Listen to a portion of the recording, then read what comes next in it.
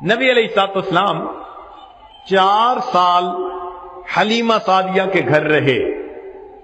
ان 4 سالوں میں ایک دو عجیب واقعات ہوئے۔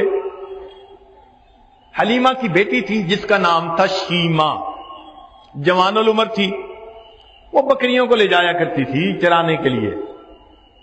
ایک دن دیر ہو گئی اور وہ بکریوں کو لے کر نہیں گئی۔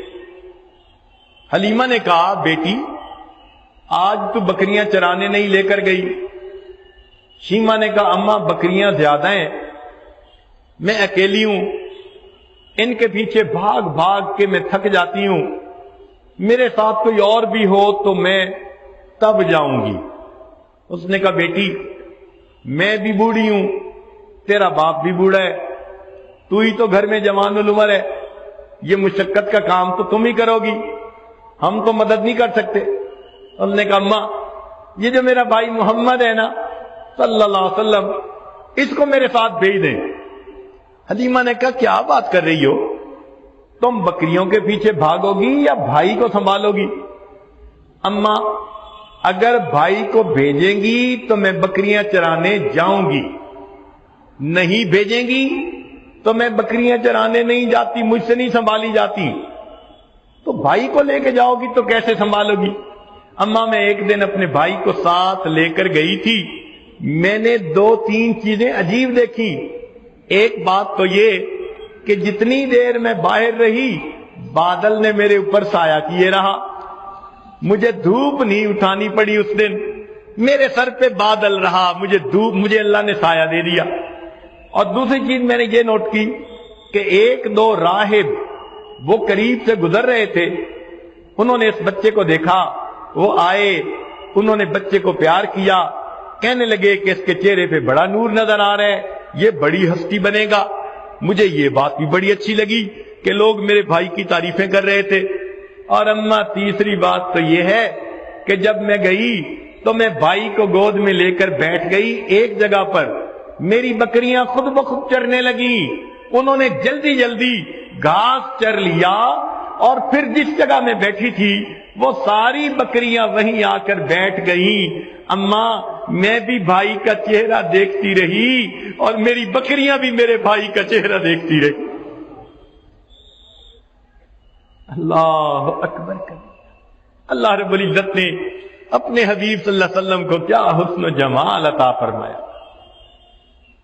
وَأَحْسَنَ مِنْكَ لَمْ تَرَ قَطُّ عَيْنِي وَأَجْمَلَ مِنْكَ لَمْ تَلِدِ النِّسَاءُ خُلِقْتَ مُبَرَّأً مِنْ كُلِّ عَيْبٍ كَأَنَّكَ قَدْ خُلِقْتَ كَمَا تَشَاءُ۔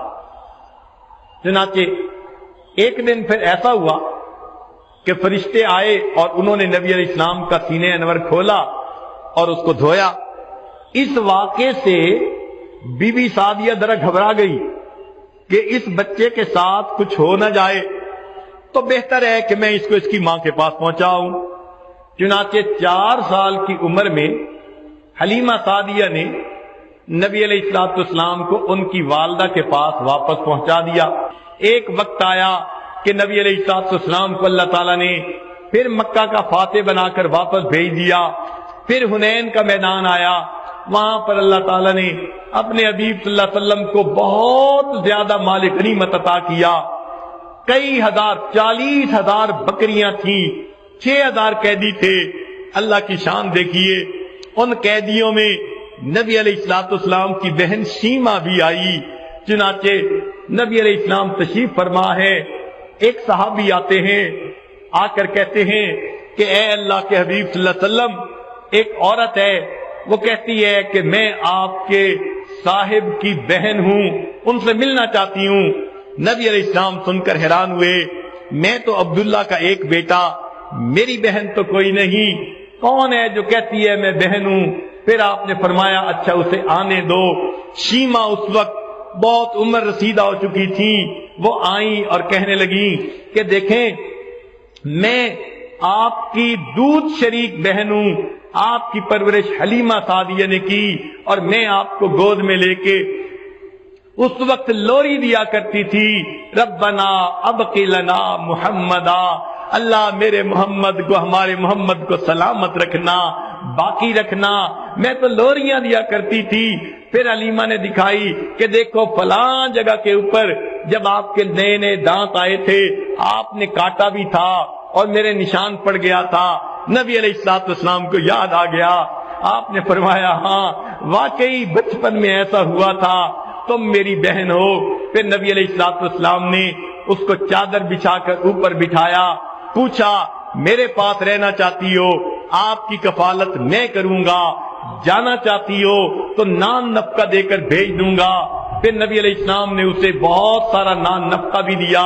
وہ کہنے لگی میرے قبیلہ کے لوگ کہیں گے خود آزاد ہو کے آ گئی، باقیوں کا خیال نہ رکھا۔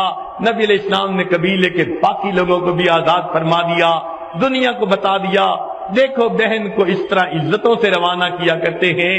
مگر شیما نے یہ بات کہی، میرے بھائی میں جب گود میں لے کر بیٹھتی تھی کہا کرتی تھی ربنا ابق لنا محمدا، اللہ ہمارے محمد صلی اللہ علیہ وسلم کو باقی رکھنا۔